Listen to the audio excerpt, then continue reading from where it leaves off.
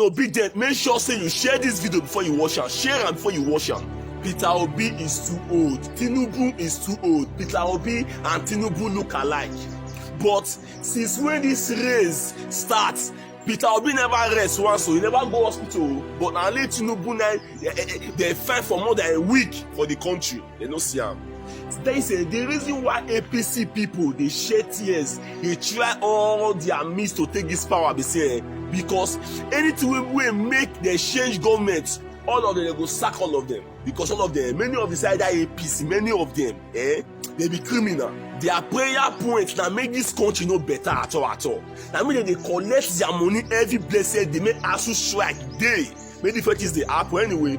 More than ASU talk, more than your COT talk. Most of the Nigerian youths happen to have gravitated towards the Peter Obi candidacy. How can you tell Nigerian youths to vote in Bola Tinubu that is 70, as he says? How can you convince Nigerian youths to vote in Bola Tinubu, your candidate? Thank you. It is not as he says, it is in record that Senator Bola Ahmed Tinubu is the age that has been put out there, and the age gap between himself and Peter Obi is about 8 years, and the gap between our candidate and the candidate of PDP is about the same 8 years. None of them is a youth. If anybody would have qualified to belong to the age of younger generation or youth, I would have been the one. But that exercise have come and gone. They are gravitating towards there now in the social media. Erufai, let me tell you something. That is why I dove my heart for Senator Bola Ahmed Tinubu, for have seen me and appointed me. You know, politics in the social media and politics, practical politics, they differ. When I assumed office as executive governor on 27th of January 2016 in Kogi State, nobody will give me any chance that I'll be able to return back. But I was able to connect with the people, with the younger generation, and they now followed me. And let me tell you, it's not only me alone, including even Senator Bola Ahmed Tinubu himself, our candidate, His Excellency. Remember, even before appointing me, there are a multitude of younger generations who are rooting for him because of his record of achievements and successes in business, in politics, in governance, philanthropically, and all otherwise. So there are several others.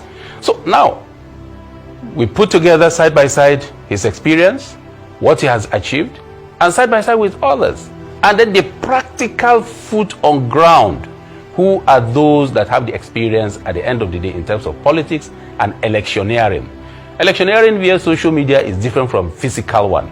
And this is the appropriate time to educate our younger generation, not to be carried away by euphoria or by certain sentiments, and then we now mislead ourselves. So we're going to put it in the right perspective, why they should vote Senator Bola Ahmed Tinubu, and why APC should be returned back to office so that we can continue to consolidate and do more for our people.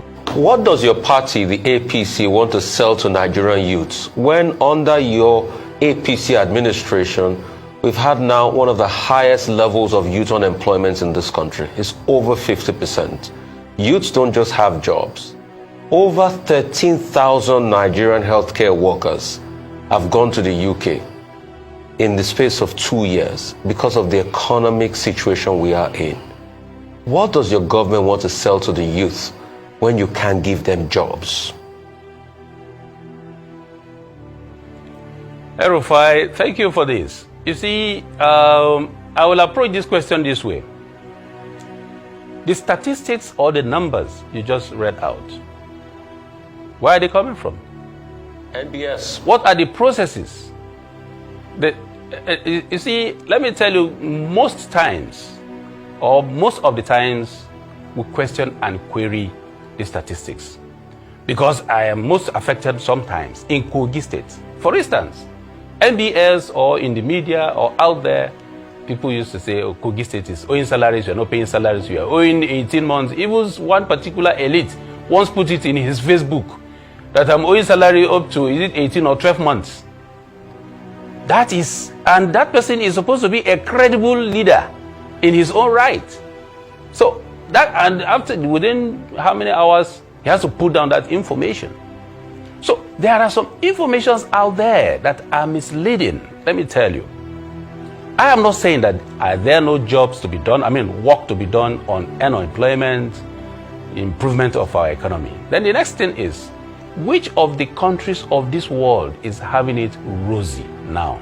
In fact, if anything, without this administration of President Muhammadu Buhari under APC, probably Nigeria would have been partly sold to either Chinese or to any other person outside this country because of the way and manner the country's economy is being managed before we came on board in 2015. There are areas that we need to improve on. And of course, let me tell you, Erufai, that in every system, there are saboteurs, there are Judas, and we have them abound in this APC administration of President Muhammadu Buhari, from within and outside, from the inner caucus to the outside. I must tell you the truth. So, and for President Muhammadu Buhari and APC and all of us to continue to soldier on and keep moving without breaking, I think we need to give ourselves that. So two things I'd like to get right, Governor. Are you saying that the Nigerian Bureau of Statistics stats is wrong? Are you saying that the NBS has wrong statistics, which is a federal institution? And secondly, you said you have run the economy so well. Have you run it so well now that we have 119% as regards, debt to service ratio now? That we struggle to pay our debt. Have we run it so well that over 6 trillion is paid in subsidies, and Nigeria's debt keeps mounting, that the National Assembly had to say that our debt is alarming? Over 42 trillion from a debt stock of over 10 trillion in 2015. Put my earlier responses and replies into perspective. There are areas to be improved upon. There are saboteurs. Still, in the midst of all of that, the country is still moving on. Mr. President continued to improve on our infrastructure, and then we're still moving on. No country in this world will have it rosy 100%. That is number one. Number two, on the issue of Bureau of Statistics, we need to begin to scrutinize some of these agencies' mode of doing things.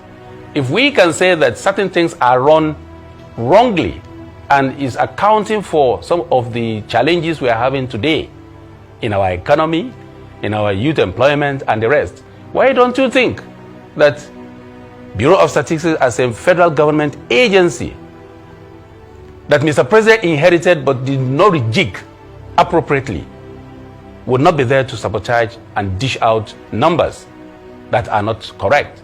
And let me tell you, for them to come out clean, they should show us the processes. What are the methodologies do they apply? Let us see the processes and the formulas they apply. And how did they carry out their sample test or whatever it is for them to come up with these numbers. Don't misquote me. I am not saying there are no challenges. There are. But it is a lot more better than what we would have witnessed if we had allowed PDP to continue. And that is why you cannot defend Bola Ahmed Tinubu. You cannot promote Bola Ahmed Tinubu. You cannot campaign for Bola Ahmed Tinubu and not look stupid.